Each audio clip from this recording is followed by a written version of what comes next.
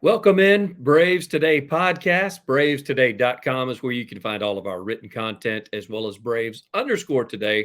If you head on over to Twitter and give us a tweet, and don't forget to hit that subscribe button if you are watching on YouTube. Well, the World Series preview did not disappoint. And Chicks dig the long ball, and Murphy was able to provide. Sean Murphy again comes through in the clutch, both offensively, defensively, but let's not discount what we saw out of Charlie Morton. Charlie Morton, 6 1/3 innings, only gave up 4 hits, 1 run. He did have 2 walks, but he also struck out 3. And I know that that's just something that doesn't look like a stellar line that stands out.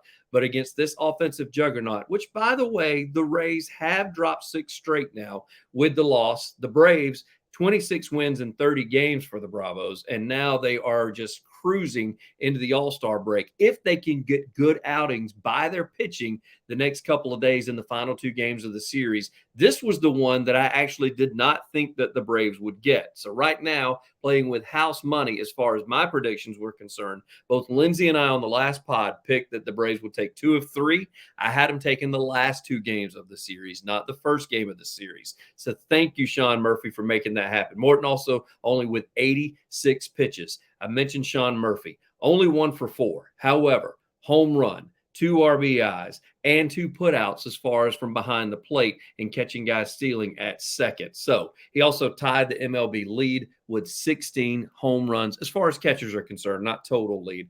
But there are some bad things that came about from this. Number one, the top of the order for the Braves. They were only 2 of 20. Now, this is the same team that went 13 of 25 in the final game versus the Guardians, their last time out before the off day and travel day. So they have got to pick it up. 2 for 20 is not going to cut it against the Rays. The Rays are going to get some runs. Morton pitched beyond his years today, and he also got some help out of the bullpen whenever you talk about Metzler coming in and then Iglesias able to close things out at the end. The bottom 4 of the lineup, here's the worst part of it. We talked about 2 of 20 out at the top of the lineup, or at least the top 5, because that top 5 was 13 of 25 last time out.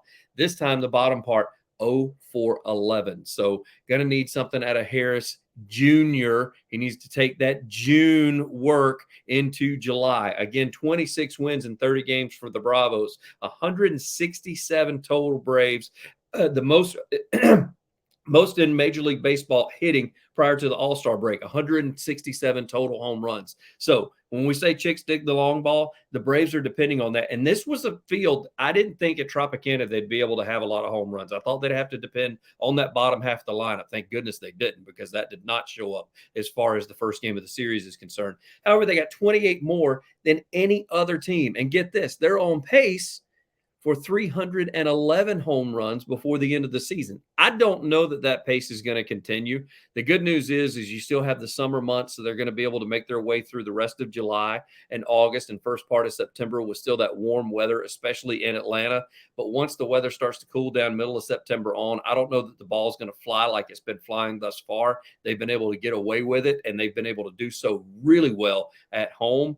But this is a huge win as far as the quote-unquote World Series preview is concerned, because it is the 2 best teams in baseball. We got to see it now. That's why you ended up getting a 2-1 game out of the Braves and Rays in Tropicana. Hate that the roof was closed for Tropicana, but good to see that the Braves were able to overcome. And still, even that home run, it barely got out. I really thought they had a play on it. The ball carried a little bit further than I thought it would. It jumped off the bat. It was more of a line drive than it was anything that was kind of lifted and taken out of the park. And an oppo for Murphy. So congratulations to the Braves. I think that is huge to get game 1 before they head into games 2 and 3, where we're going to see the pitching is going to continue to at least look decent for the Braves in games 2 and 3. They're going to be sending Strider to the mound in game 2, and then Elder. Those are your 2 all-stars. They did mention tonight during the broadcast, Elder, with him pitching on Sunday, is definitely out as far as the all-star game is concerned. He will make the trip. He will still be an all-star. He will not see any action because he is pitching on Sunday. Strider,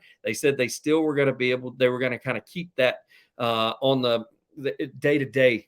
I guess it depends on how far he goes in the game on Saturday, depending on if we see him on Tuesday during the All-Star game or not. I don't know that the Braves staff and Braves coaching staff want him pitching in the All-Star game.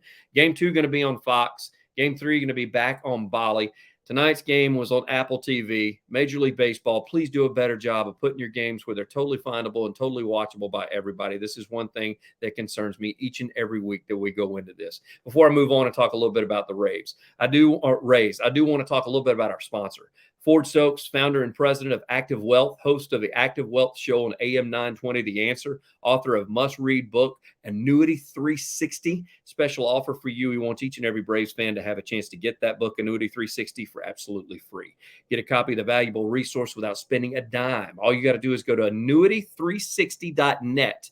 That's annuity360.net. Provide your contact information. Ford's going to send you that complimentary copy. Ford and his team at Active Wealth, they specialize in assisting pre-retirees and retirees that are ready to invest. They have the knowledge and expertise to guide you towards making sound financial decisions. By the way, Ford's registered investment advisor, Brookstone Capital Management, they manage an impressive $8.5 billion, that's with a B, in assets, and that's the kind of experience that you want on your side. If you want to learn more about Active Wealth and the services they offer, go to activewealth.com. And if you missed any of Ford's enlightening financial radio shows that he does in the Atlanta area, don't worry, you can listen to those by going to activewealthshow.com. An incredible opportunity to gain valuable insight and managing your finances. Let them know that all of us at Braves Today and bravestoday.com sent you in that direction. Again, thanks for Ford. And again, that website, annuity360.net and activewealth.com. As far as the Rays are concerned, they actually put on a stellar performance when you look at their numbers as well. And I say that because when you look at their pitching numbers, as I said, the Braves only had 2 hits. If it weren't for Murphy as well as Olsen getting on base, then the Braves wouldn't have the 2 runs they have. Tyler Glasnow, layman's work, 5 2/3, gave up a couple of hits, an earned run, base on balls. He did have 8 strikeouts. And here's the pleasant surprise. They call a guy up from Durham, Elvin Rodriguez. He hits the mound. This guy looked amazing. 3 1/3. 5 strikeouts. The Braves didn't look like they could even touch him. Even when they put Austin Riley's the only one that put a great swing on the ball when he hit the liner to left, but he actually just hit it right at the left fielder. Other than that, Elvin Rodriguez, if you are a Rays fan, you got to be excited about what you're going to see. And the good news is, if you're a Braves fan, thank goodness they went 3 1/3 with him tonight, so we don't have to worry about seeing him in game 2. But I'm not so sure that we don't see him in middle relief as far as game 3 is concerned. Again, game 2 is going to be on Fox. Spencer Strider takes the hill for the Braves against Bradley, and then you got Bryce Elder taking the hill on Sunday, and the final game of the series before you hit the All-Star break against Eflin. Braves, as far as their box score is concerned, it was not pretty. The one thing they have got to do is get more production out of that top of the lineup, but they have to get even more production out of the bottom of the lineup, who was 0-4 and wore the collar as far as this evening is concerned. Final 2-1 opening series win. We'll take it. World Series preview. This Rays dropped 6 straight. Let's hope it can be 7 and 8. I would love to see a sweep. I don't know that that's going to happen. Kind of scares me a little bit because I really don't want to see Strider get beat up, but he's been known to do so a little bit.